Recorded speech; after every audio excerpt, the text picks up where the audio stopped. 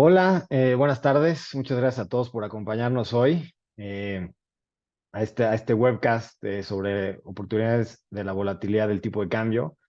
Eh, con los movimientos actuales en el peso, en el peso, en el valor del peso contra el dólar, sabemos que hay mucho interés de los inversionistas sobre las perspectivas que se vislumbran hacia adelante. Y pues por lo mismo, hoy queremos platicar en este webcast sobre las variables importantes que creemos puedan poder estar influyendo en el valor del peso hacia adelante, ¿no? Entonces, primero que nada y para empezar, poniendo un poco de contexto a dónde estamos actualmente y de dónde venimos, pues bueno, todos sabemos que hemos visto durante los últimos años que el peso se ha venido fortaleciendo de manera muy relevante, más o menos constantemente, desde la fuerte devaluación que tuvo durante el COVID, ¿no? A inicios del 2020. Fue una devaluación profunda, pero que rápidamente se contuvo y desde ahí hasta la fecha hemos tenido, pues como decía, un regreso prácticamente constante con algunos altibajos hacia los niveles pues más bajos que habíamos visto en la historia reciente, ¿no? Aquí en la gráfica de la izquierda podemos ver los últimos 5 años y obviamente pues niveles de tipo de cambio muy por debajo del promedio que se vivió en ese periodo. Sin embargo, si vemos un poco más historia, pues digamos que recientemente, hasta pensando a finales de mayo, pues estábamos operando a niveles que no habíamos visto desde el 2015, es decir, casi 10 años atrás, ¿no? Entonces, hay varias razones, obviamente, que explican el por qué el peso ha estado o había estado tan fuerte. Y una de ellas la podemos ver justamente en la gráfica de la derecha, ¿no? Que es pues el alto nivel de tasas que tenemos en México en comparación con otros países del mundo, ¿no? En esta gráfica lo que estamos mostrando es la tasa real de diferentes economías, tanto de la región como en general a nivel global. México es, pues, tenemos actualmente y hemos tenido en los meses recientes, pues la tasa o una de las tasas más altas a nivel global. Y eso obviamente es favorable para el peso, es atractivo para inversionistas internacionales que quieren poner su dinero a trabajar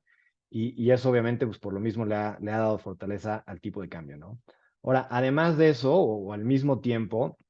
hemos tenido varias otras variables que en conjunto se han de alguna manera conjugado al favor del peso, ¿no? Por ejemplo, hemos visto niveles récord de remesas, de flujos de remesas entrando a México, lo cual son flujos de dólares que entran al país, crecimiento en exportaciones, la inversión extranjera directa también comportándose de manera robusta, entre varios otros factores, ¿no? Entonces, pues podemos decir que se conjugaron varias variables justamente para traer fortaleza al peso y es un poco la historia de lo que hemos estado viviendo, como decía, los últimos años, y particularmente quizá el último par de años. Y bueno, pensándolo desde los niveles del COVID, pues también en un inicio, pues un ajuste, digamos que a un movimiento probablemente pues exagerado en un inicio, ¿no? Como suele pasar muchas veces el peso se devalúa y después viene una consolidación hacia niveles un poco más razonables. Ahora,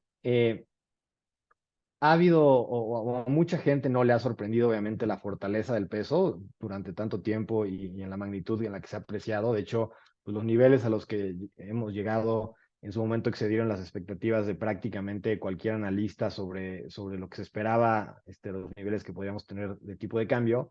Sin embargo, sí quisiera recalcar que vivir o tener periodos de apreciación del tipo de cambio tampoco es algo anormal, ¿no? O la excepción. Tenemos aquí una gráfica de muy largo plazo, desde finales del 94, así que prácticamente 40 años, donde podemos ver pues cómo el peso ha pasado, y lo resumimos aquí en diferentes, llamémosle ciclos, pues por varios ciclos de apreciación y de depreciación, ¿no? Y si bien ha habido en este tiempo pues varias razones por las cuales el peso de vez en vez se ha venido devaluando, realmente la mayoría del tiempo, y de hecho contando digamos que la duración de todos estos ciclos de alzas y de bajas a lo largo de estos 40 años, realmente solo alrededor del 30% son momentos en los que el peso ha pasado por ciclos de devaluación y todo el resto pues, son momentos más bien donde el peso de manera constante y paulatina por lo general suele apreciarse, ¿no? Entonces, varias cosas que recalcar aquí también. Obviamente los detonantes de estas devaluaciones pues han sido momentos difíciles de riesgo, de incertidumbre, crisis muchas veces, y muchas veces también pues son incluso causas exógenas, ¿no? Obviamente en 1994, pues así fue una crisis enteramente mexicana, Pero bueno, podemos ver como en otros momentos, en la gran crisis financiera del 2008, por ejemplo, obviamente es una crisis global que acabó afectando a México, pero bueno, la causa inicial no fue en México. Momentos como los miedos de desaceleración económica global que hubo en 2011 y la crisis de deuda europea del momento, deterioros macroeconómicos en México, aquí un poco sí en 2014, pero luego también aunado a variables externas como el Brexit, por ejemplo, que poco impacto tenía en la economía mexicana, y luego obviamente toda la campaña y eventual elección de Donald Trump a la presidencia de Estados Unidos, en un momento en el cual, pues obviamente tenía un discurso muy agresivo contra México durante ese proceso electoral, la crisis del COVID, pues bueno, estas cosas son las que han afectado en su momento el desempeño del peso. Son momentos en los cuales, pues muchas veces son repentinos y son movimientos bruscos, muy rápidos al alza, por lo que es difícil muchas veces posicionarse para ellos, ¿no? Tratar de preverlos. Creo que el COVID es un gran ejemplo de lo mismo. Pero bueno, al final de cuentas, el mensaje aquí es un poco que el haber pasado o estar pasando por periodos de apreciación no necesariamente es algo poco común o fuera de lo normal, y por lo mismo tampoco debemos quizá estar sorprendidos por el ciclo que estamos viviendo, ¿no? Ahora, lo relevante que viene hacia adelante, y particularmente por el desempeño que hemos tenido en el tipo de cambio, pues detonado en un inicio por el resultado de las elecciones que tuvimos en México, es qué vemos hacia adelante y qué variables probablemente van a estar impactando sobre el nivel del tipo de cambio y por lo mismo, pues qué expectativas tenemos que tener hacia adelante, ¿no? Entonces, pues bueno, como decía, primero que nada, el movimiento actual de los últimos días, pues se da justamente en el marco de la transición política que estamos viviendo en México a raíz de las elecciones. En general, momentos, pues como cambios de gobierno, son momentos que suelen ser acompañados de incertidumbre, ¿no? Al no saber qué cambios pueden venir, qué nuevas políticas se pudieran implementar hacia adelante. Y los mercados en general también, por lo general o casi siempre, suelen reaccionar de manera negativa justamente ante la incertidumbre, ¿no? Muchas veces eh, la incertidumbre es peor para el mercado que incluso una noticia negativa, porque justamente cuando no se sabe qué viene, pues es muy difícil establecer el precio correcto para las cosas, saber qué esperar, y los mercados pues, suelen siempre reaccionar con cautela, ¿no? Los inversionistas reaccionan con cautela. Entonces, hacia adelante, conforme va habiendo más claridad sobre las medidas que se irán implementando, que va a ir implementando el nuevo gobierno, creemos que parte de esta volatilidad que estamos viendo en estos días seguramente irá disminuyendo, pero bueno, mientras continúe el proceso, esta variable pues es algo que podrá seguir afectando obviamente el desempeño del peso en el corto plazo, ¿no? Eh, Ahora, en segundo lugar, tenemos también las elecciones en Estados Unidos, ¿no? Que vienen hacia finales de año, el 5 de noviembre va a haber elecciones allá, y todo apunta pues a que la elección en esta ocasión va a ser de nuevo una disputa obviamente entre Joe Biden y Donald Trump, que son los dos pues virtuales candidatos del partido demócrata y republicano. Y pues bueno, sabemos que Trump ha venido mostrando fortaleza y ha empezado también ya en algunas ocasiones hacer declaraciones, pues con un discurso alrededor del comercio de México y de temas de migración y demás, temas no importantes para él, para su base, que seguramente pues van a seguir sonando durante el proceso electoral, ¿no? Entonces, sabemos que a lo largo de este proceso electoral probablemente va a seguir habiendo un discurso que en momentos pudiera ser negativo hacia México, si bien creemos que, a diferencia de lo que sucedió en las elecciones pasadas en las que compitió Donald Trump, parte de ese discurso deberá estar contenido en cuanto a temas como por ejemplo, pues que en su momento el NAFTA, que era algo que él criticaba mucho, pues ya se reemplazó por el USMCA, que es un contrato que él mismo negoció, ¿no? O un tratado, perdón, que él mismo negoció, y que por lo mismo debería pues de ser un poco menos crítico ante él, pero bueno, eso no quita que va a haber seguramente declaraciones o amenazas de posibles cambios. Un tema importante también para la política exterior de Estados Unidos y que estará muy presente para Trump es el tema de China y cómo México puede jugar o no como un trampolín, por ejemplo, para que empresas chinas también abastezcan el mercado en Estados Unidos. Entonces, pues bueno, seguramente es un tema que va a salir, el tema migratorio de nuevo,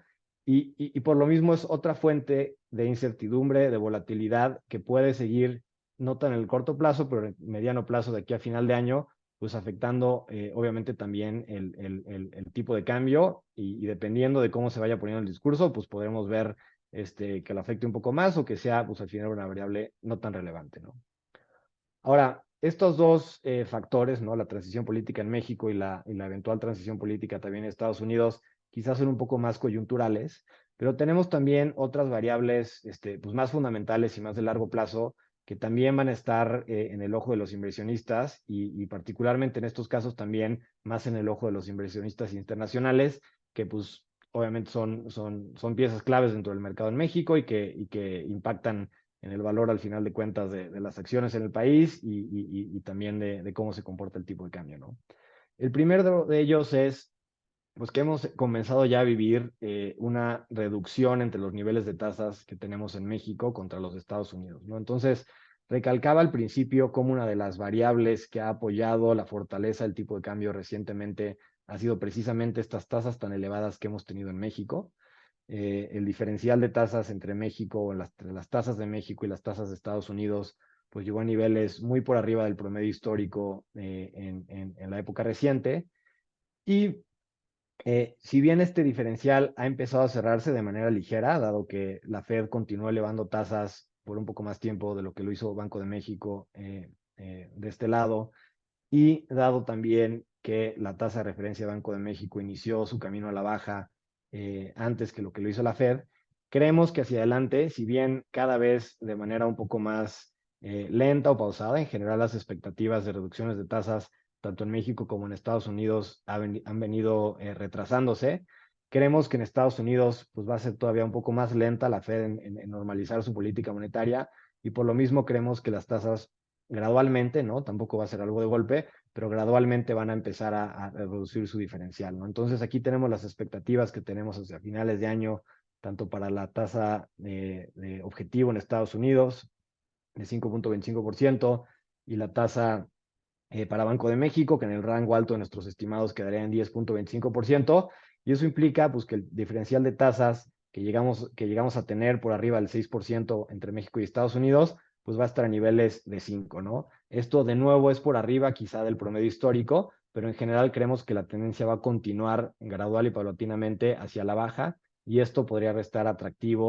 o fortaleza al tipo de cambio, ¿no? Y esto es algo que, si bien ahorita la incertidumbre está más alrededor de qué tan rápido se va a ir dando este ciclo de bajas, pues de aquí a 1, 2, 3, 4 años, es decir, conforme vamos ampliando un poco más el periodo de inversión, pues es prácticamente, o se reduce la incertidumbre de que van a estar las tasas en niveles más bajos y es prácticamente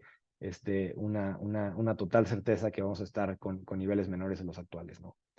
Y por último, y un punto muy relevante también, aquí para inversionistas tanto locales como extranjeros, pero que los extranjeros siguen muy, muy de cerca, es pues el tema de la prudencia fiscal, ¿no? En general,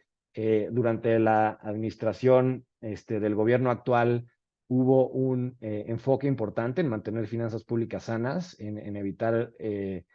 endeudamiento excesivo, aumentar los niveles de endeudamiento, el mantener un déficit presupuestario controlado. Sin embargo, pues para el presupuesto de este 2024 eso cambió un poco, ¿no? El déficit o el nivel de presupuesto de gasto del gobierno que se aprobó fue mucho más elevado, el presupuesto más alto que hemos visto en la historia de México, y por lo mismo el déficit que esperamos que termine el año es mucho mayor, ¿no? Entonces, aquí la clave o la expectativa hacia adelante es pues qué tanto se va a dar realmente una consolidación fiscal hacia adelante que permita que las finanzas públicas en México regresen a este camino de prudencia, digamos, o de ortodoxia que hemos vivido recientemente. Si eso es el caso, pues bueno, eso puede ser positivo para el peso, pero mientras no veamos realmente este compromiso o este camino hacia un presupuesto o una consolidación en cuanto al gasto público en México, pues eso también puede ser una variable que puede impactar de manera negativa el valor del peso contra el dólar, ¿no? Ahora, a pesar de todos estos riesgos que mencionamos, obviamente no todo es negativo y también hay variables que pueden afectar de manera positiva, como lo han venido haciendo varias de ellas, el desempeño del peso o el valor del peso. Una de ellas es pues, que el crecimiento económico en México, si bien ha venido desacelerándose recientemente por razones también de efecto base y otras, pues vamos a seguir creciendo. Los estimados que tenemos en GBM es que el crecimiento económico va a seguir por arriba del 2%, por arriba del promedio que hemos vivido en los años recientes, del 2007 a la fecha, es lo que pueden ver en esta gráfica. El crecimiento económico promedio en todos estos años ha sido del 1.6% anual.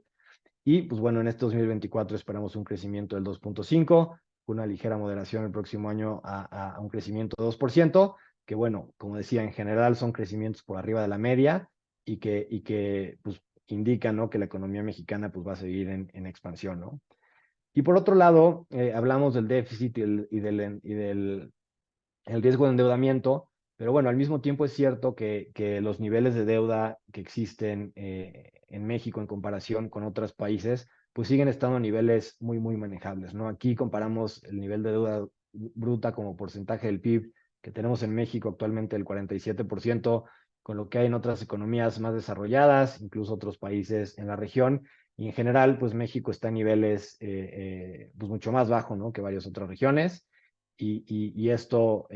pues, es otra de las razones por la cual el desempeño del peso fue fuerte en los últimos años y que hacia adelante pues, pudiera seguir siendo una fuente de fortaleza para el peso, ¿no? Eh, un poco aterrizando esto entonces en cuanto a qué expectativas vemos hacia adelante, pues bueno, si bien la volatilidad del peso ha sido alta en estos días y con los niveles que ha llegado a tocar hoy en día, estamos ya cerca del estimado que tenemos para 2024, creemos en general que el balance de riesgos todavía apunta a que pudiera haber espacio para una mayor devaluación hacia adelante. Obviamente, no necesariamente al mismo ritmo que hemos estado viviendo hasta ahora y seguramente va a haber todavía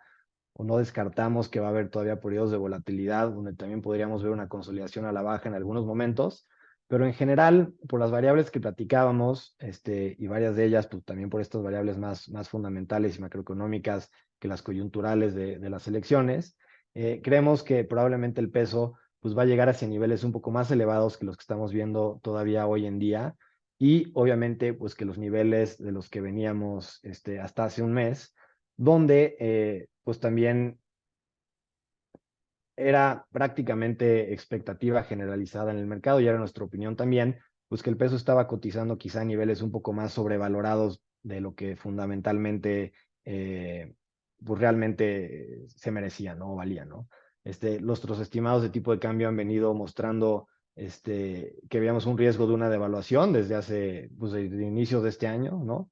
Y si bien el peso pues, se mantuvo fuerte durante más tiempo de lo que preveíamos, creemos que hacia adelante es probable que esta devaluación pueda continuar. Y pues bueno, obviamente nuestro equipo económico que realiza estos estimados seguramente va a estar siguiendo todas estas variables muy de cerca y podrá hacer algún ajuste al respecto. Pero bueno, como mencionaba, creemos que hacia adelante todavía hay espacio para que el peso pueda seguir devaluándose un poco más, ¿no? Y un poco cómo posicionarse o no, cómo pensar desde el punto de vista de inversión sobre qué hacer, ¿no? Sobre si ahora significa que hay que tener dólares y no pesos o algo así. Pues bueno, como decía al principio, tratar de anticipar cuáles son los movimientos del mercado, si se va a mover el peso más, si se va a devaluar, si puede venir un periodo de regreso y vale la pena aprovechar esto para vender dólares y que pueda haber un regreso. Creemos que más bien, lo que vale la pena es siempre tener un portafolio diversificado que en el largo plazo ayude a que nuestro patrimonio, uno, pues crezca de manera pues más constante o que esté al menos lo más protegido posible. Y dos, pues que haga aquí un poco el camino, ¿no?, de estos movimientos que tienen, en este caso el peso, pero bueno, en general, los instrumentos de inversión pueda ser lo más llevadero, ¿no? Lo que comparamos aquí en esta gráfica es en términos de pesos, cómo se comporta una inversión en pesos, porque recordemos que es muy importante al comparar inversiones, por ejemplo, en pesos y en dólares, no nada más podemos quedarnos en la moneda, en ver cuál es el desempeño del tipo de cambio entre las dos monedas, sino también ver pues, cuál es el rendimiento asociado a la inversión, ¿no? Y pensándolo en función de la inversión más conservadora que pudiéramos hacer en ambos países, en el caso de México, bonos de gobierno de corto plazo como los CETES, en el caso de Estados Unidos, bono de gobierno de corto plazo como los Treasury Bills, pues cuál es el desempeño al final de alguien que invierte en CETES en pesos contra alguien que invierte en Treasuries en dólares, ¿no? Y lo que hemos visto a lo largo del tiempo es que obviamente, pues en términos de pesos, invertir en CETES es una inversión sumamente estable, que pues va creciendo al ritmo de las tasas que van prevaleciendo para los CETES en cualquier momento en el mercado y que por lo mismo recientemente pues, ha tenido un crecimiento aún mayor porque seguimos y hemos tenido, digamos que para ventaja de los inversionistas que invierten en deuda, pues niveles de tasas muy atractivos en México para los inversionistas en el último par de años, ¿no? Ahora, por otro lado, al estar invertido en dólares, pues significa que vamos a sacrificar algo de tasa, ¿no? Porque las tasas en dólares suelen estar siempre por debajo de las tasas en pesos. Eh,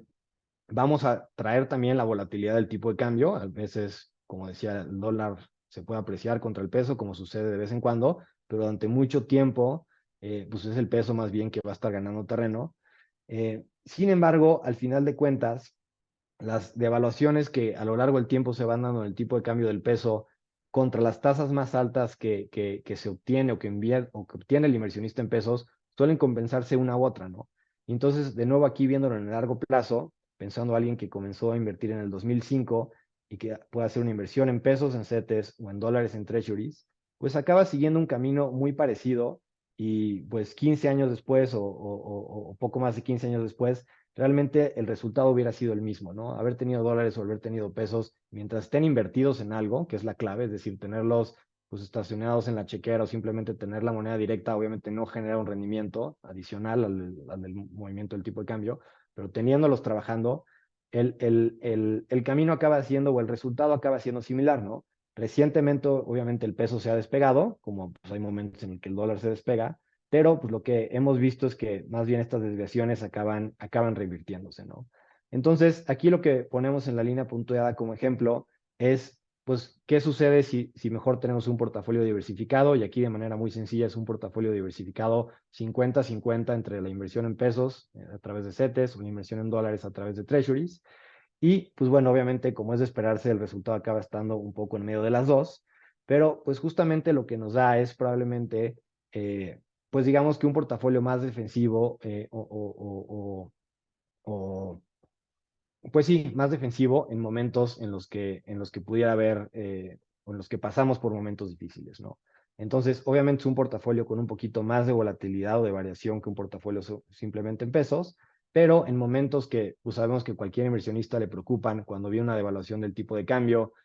cuando sabemos pues, que el dólar está a niveles más altos y nos empezamos a preocupar sobre hasta qué niveles se pudiera ir, sobre cuál puede ser el futuro del poder adquisitivo del peso, y si va a lograr recuperar ese movimiento o no, pues es justamente cuando estar invertidos con una porción de nuestro portafolio en dólares, en esta moneda sólida, pues acaban compensando mucho de ese riesgo y pueden ayudar a que pues, tengamos, digamos, que un camino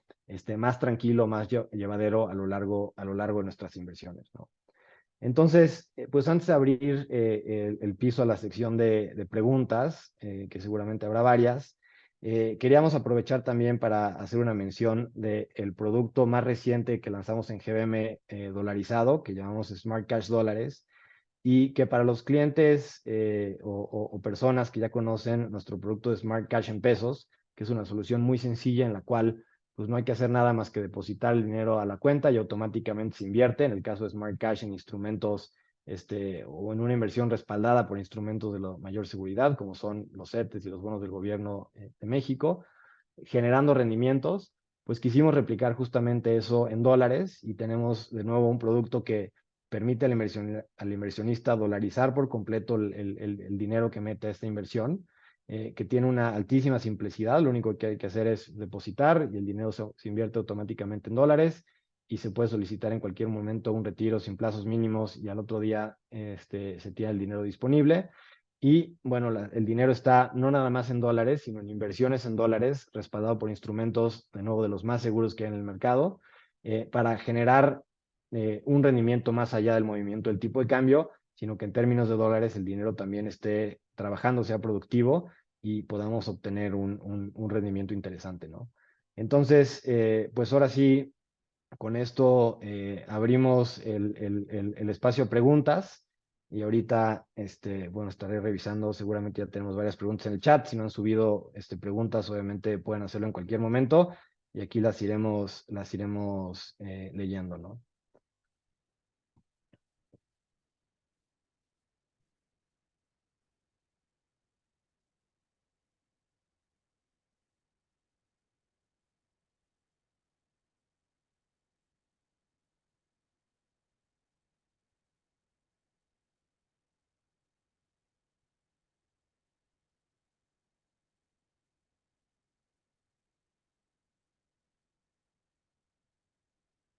Bueno, una primera pregunta, ¿cuál será tu pronóstico respecto a cómo puede estar la tasa de interés en 2 años? Pues bueno, como mencionaba en la presentación, creemos que en general la tendencia que van a seguir las tasas, tanto en México como en Estados Unidos, va a ser a la baja. En general, hemos ido de alguna manera atenuando el ritmo o atenuando nuestras expectativas en cuanto al ritmo que se va a seguir en cuanto a estas bajas.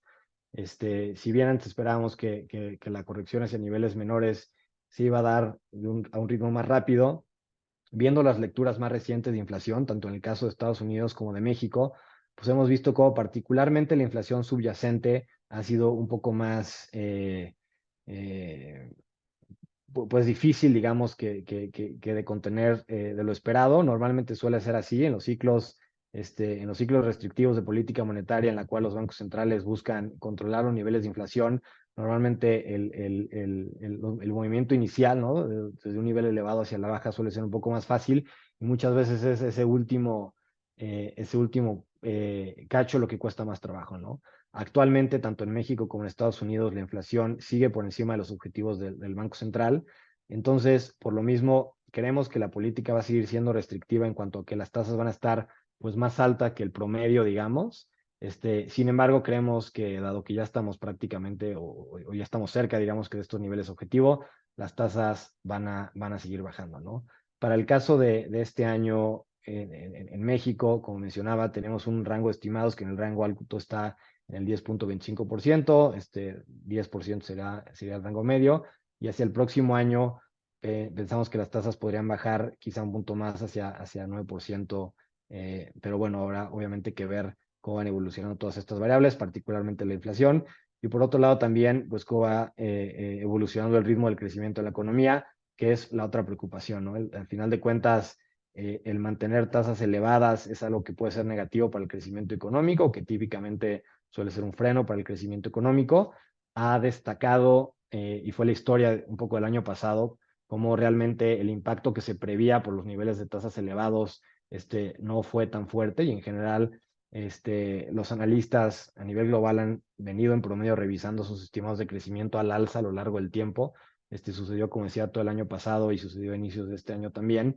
tanto para Estados Unidos como para México. Entonces, pues hemos visto una economía más robusta que ha dado oportunidad a los bancos centrales de ambos países a mantener la política un poco más restrictiva, queriendo llevar, como decía, la inflación a su nivel objetivo y asegurándose de que se mantenga ahí, ¿no? Al final de cuentas, el Banco Central siempre quiere evitar, pues digamos que de alguna manera quitar el pie del freno demasiado pronto y que se vuelva a disparar la inflación y pues tener que lidiar con ese riesgo de nuevo, ¿no? Eh, Otra pregunta más sobre inversiones es si se pueden comprar directamente dólares o divisas en la plataforma de GBM. Divisas de manera directa no se pueden adquirir. Sin embargo, sí hay instrumentos de inversión que van a tener un comportamiento muy similar, ¿no? El caso de lo que mencionaba de invertir en instrumentos como son los bonos del Tesoro de Estados Unidos, este, o estrategias, fondos, ETFs, o el caso de Smart Cash dólares, que de alguna manera está respaldado por inversiones como esas, es una manera de tener esa misma exposición que te daría la divisa, pero con el plus de que no nada más tienes justamente la exposición a la divisa, sino también el rendimiento, digamos que del instrumento que estás adquiriendo, que creemos pues es la manera más adecuada de hacerlo, ¿no? Al final de cuentas, pues estar en una divisa nada más es tener tu dinero literal en efectivo y como inversionista pues deberías de estar tratando de maximizar el rendimiento que te da tu dinero, ¿no? Obviamente en este caso de manera conservadora y sin traer un riesgo, una volatilidad adicional en este caso, pues, comprar dólares o comprar pesos, pero bueno, siempre tener, como mencionaba, el dinero trabajando, ¿no? Eh, Otra pregunta, ¿qué tan buena opción es tener papeles corporativos dolarizados con respecto a los CETES? Pues bueno, aquí destacaría dos diferencias, ¿no? De entrada, en cuanto al componente dolarizado, pues justo es, al final, CETES o un papel corporativo en dólares son dos monedas diferentes. Nosotros, como mencionaba, recomendamos siempre la diversificación, en este caso, la diversificación en cuanto a divisas. Entonces, pues el tener dólares en el portafolio, sabemos que muchos clientes, por ejemplo, que tenían dólares en su portafolio, obviamente, pues la pasaron mal, ¿no? No estaban contentos, en los últimos años, cuando el peso se estuvo apreciando tanto, el año pasado, incluso desde finales de 2022. Y obviamente, pues en el corto plazo, parece ser que esa diversificación no está aportando mucho valor, ¿no? Pero bueno, pues justamente vienen movimientos como el que hemos visto recientemente o cambiamos de ciclo a un periodo de depreciación y es cuando viene a relucir el beneficio de estar diversificado, ¿no? Al mismo tiempo, pues quien se va 100% a dólares, quizá por alguna preocupación o como sucedió en el COVID, por ejemplo, cuando se vio una devaluación muy fuerte, pues también estás quitando diversificación, estás apostando todo en una sola moneda y las personas que hicieron eso, pues se perdieron no solo del regreso del tipo de cambio, sino del poder invertir en tasas pues tan atractivas como las que hemos visto en pesos recientemente, ¿no? Entonces, de nuevo, por eso recomendamos la diversificación, pero bueno, esa sería la primera diferencia entre CETES y los corporativos dolarizados. Ahora, la segunda es, pues justamente al hablar de papeles corporativos, siguen siendo instrumentos de inversión, digamos que del lado conservador, al ser instrumentos de deuda, pero al ser instrumentos corporativos, traemos este riesgo adicional que es el riesgo de crédito, ¿no? Cuando un inversionista compra papeles gubernamentales, pues el riesgo de crédito es cero, ¿no? Es prácticamente nulo, dado que el gobierno pues va a poder cumplir con sus compromisos de deuda. Cuando invertimos en papeles corporativos, estos suelen tener un rendimiento adicional, que es el beneficio y por qué lo hacemos, pero pues tenemos que estar seguros de haber escogido o elegido un corporativo eh, pues adecuado, con la fortaleza necesaria para poder solventar sus deudas y no traer o que no se materialice este riesgo, digamos, de un incumplimiento que pudiera darse en un caso muy negativo, ¿no? Obviamente no es lo típico que suceda, pero es un riesgo al que estamos exponiéndonos, ¿no? Lo que recomendaría también, o a veces, y recalcando el tema de la diversificación, pues tener un papel corporativo pensando en un solo emisor, pues de nuevo, también es un riesgo en cuanto a que estamos, o nuestra suerte va a ir 100% en línea con la suerte que siga esa empresa, ¿no? Si la empresa de nuevo es sólida, hicimos una buena elección en su momento, un buen análisis para saber qué bueno comprar, pues bueno, no habrá ningún problema, pero si no, pues el 100% de esa inversión puede ser afectada, ¿no? Entonces, utilizar instrumentos que traigan diversificación, pensando, por ejemplo, en un fondo o en un ETF que inviertan en papeles corporativos, pero que inviertan en una cartera de ellos, donde tenemos varios emisores diferentes y que por lo mismo, si algo va mal con alguno de ellos, pues realmente no nos va a afectar de manera material en nuestra inversión, es algo que recomendaría más para capturar, digamos, que este beneficio adicional de tomar un poquito más de riesgo pero hacerlo de manera pues más segura, más defensiva, un poco más responsable, ¿no? Tenemos, digo, resaltando un producto, por ejemplo, que hace eso, en GBM tenemos un fondo que se llama GBM USD o USD, que justamente es una estrategia de inversión en papeles, principalmente corporativos, denominados en dólares, para ofrecer un poco esta exposición al inversionista que tiene un horizonte de inversión un poco más largo y que puede soportar un poquito más de volatilidad en el corto plazo, ¿no? Eh, Otra pregunta es, ¿la proyección que presentan del USD para 2025 es independiente del resultado de la acción en Estados Unidos? Pues bueno, te diría que de alguna manera la proyección actual sintetiza lo que sabemos hoy en día o lo que se vislumbra de las elecciones en Estados Unidos. Nuestro caso base es que en el caso, independientemente de si ganara Donald Trump o Joe Biden, muy probablemente o no esperamos que haya tampoco alguna medida o alguna política muy disruptiva que acabe realmente afectando de manera negativa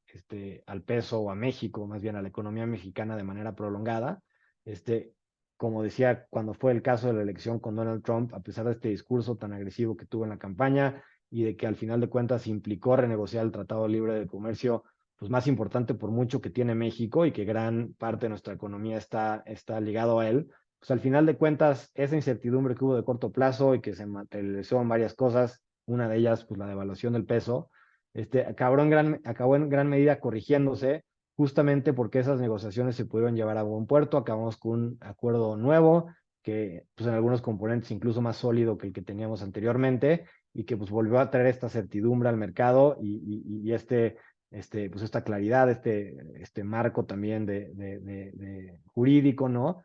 Para regular la relación comercial entre México, Estados Unidos y Canadá, ¿no? Entonces, de nuevo, no descartamos que haya volatilidad en el tipo de cambio por elección, pero hasta ahora nuestro caso base no es que haya realmente un impacto negativo de largo plazo sobre México y por lo mismo sobre el tipo de cambio. Ahora, obviamente, pues estamos todavía a varios meses de la elección y de saber quién va a ser el ganador y pues más aún de saber pues ya puntualmente qué medidas en su momento va a implementar o no va a implementar,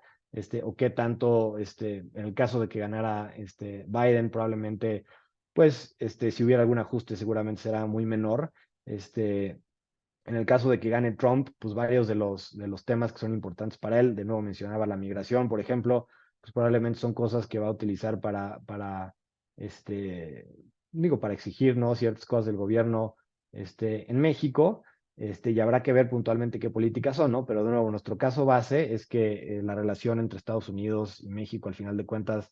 se va a seguir llevando de buena manera. Creo que ambos países o los gobiernos de ambos países están conscientes pues, que es una relación importante. No lo mencionaba o se me pasó mencionarlo en la parte de las variables favorables que también vemos en México, pero una de ellas es justamente el nearshoring, ¿no? Al final de cuentas, pues esta tendencia sobre la cual nosotros en GM estamos muy positivos, hemos empezado a ver cómo se materializa, hemos empezado a ver anuncios de empresas internacionales que quieren venir a México a poner sus fábricas, a poner sus centros de distribución, pues justamente con miras a abastecer el mercado más grande del mundo, que es el de Estados Unidos. El mismo Estados Unidos queriendo de alguna manera, por sus prioridades geopolíticas, estar más diversificado o blindado de alguna manera con China, con la cual pues, las relaciones no han sido las mejores en los últimos años, pues también para ellos es una buena apuesta el que México pueda ser, México al ser un país aliado, ¿no? Que pueda ser una base de abastecimiento y suministro para su mercado allá. Y seguramente pues está en el interés de ambos gobiernos y de ambos países que eso continúe y seguramente no tomará ninguna medidas que lo perjudiquen, ¿no? Ese es el caso base que esperamos hacia adelante.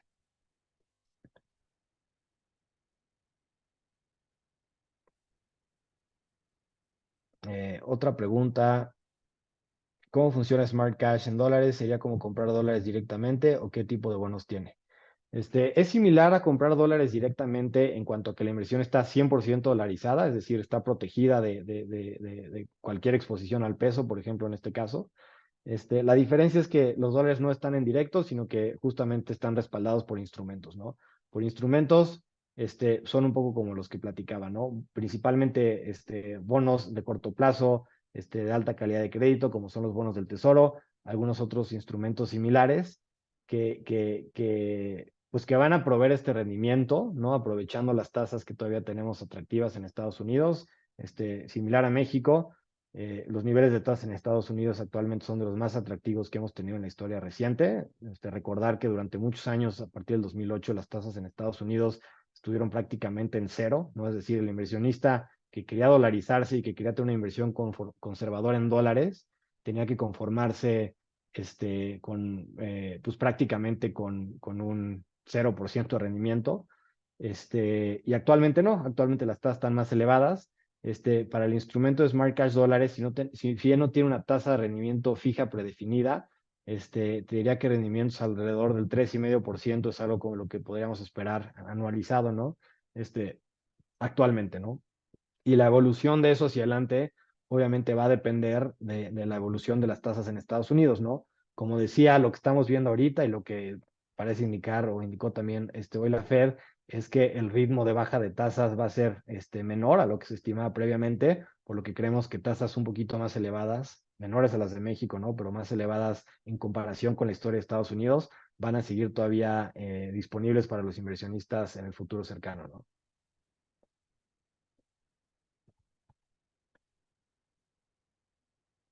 Es bueno que Banxico intervenga para controlar el tipo de cambio, si interviene con alguna acción que podríamos esperar. Te diría que históricamente, si bien obviamente Banco de México sigue muy de cerca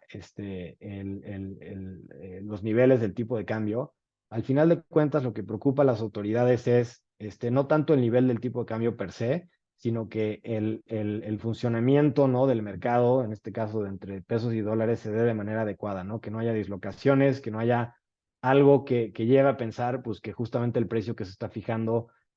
no es el correcto, ¿no? De acuerdo a la percepción de los inversionistas, ¿no?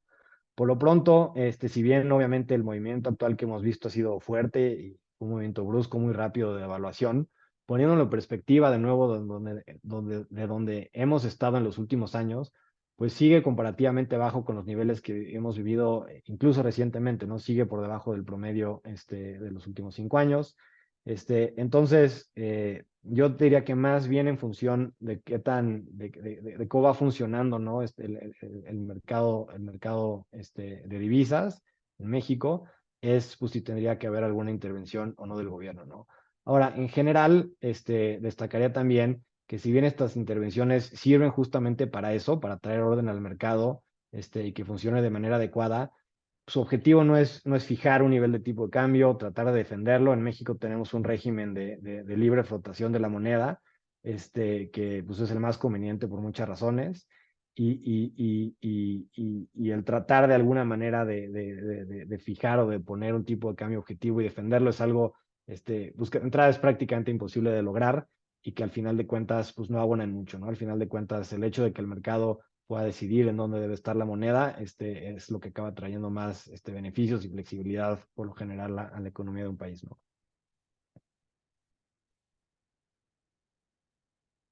Este, de no ceder la inflación, la expectativa es que las tasas se mantengan en los niveles actuales o podrían subir nuevamente. Pues bueno, por lo pronto nuestra expectativa es más bien que las tasas